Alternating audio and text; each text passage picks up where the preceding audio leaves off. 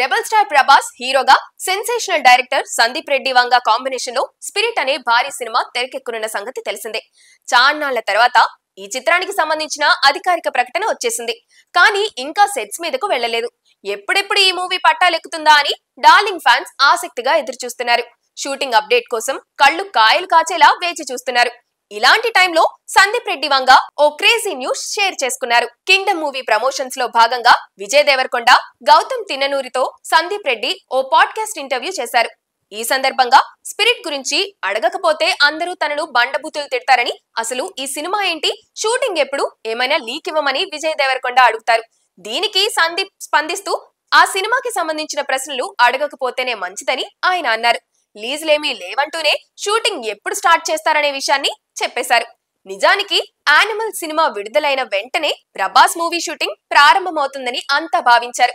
దర్శక నిర్మాతలు సైతం లాస్ట్ ఇయర్ సెప్టెంబర్ లేదా అక్టోబర్ లో స్టార్ట్ చేస్తామని కూడా చెప్పారు.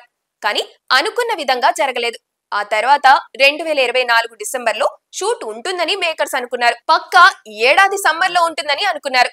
కానీ ప్రభాస్ ఇతర కమిట్మెంట్స్ తో బిజీగా ఉండటంతో అది అలా ముందుకు సాగుతూ ఇప్పుడు 2025 సెప్టెంబర్ కు వచ్చేసింది. మరి ఈసారైనా చెప్పిన సమయానికి స్పిరిట్ షూటింగ్ షురూ చేస్తారో లేదో చూడాలి మరి.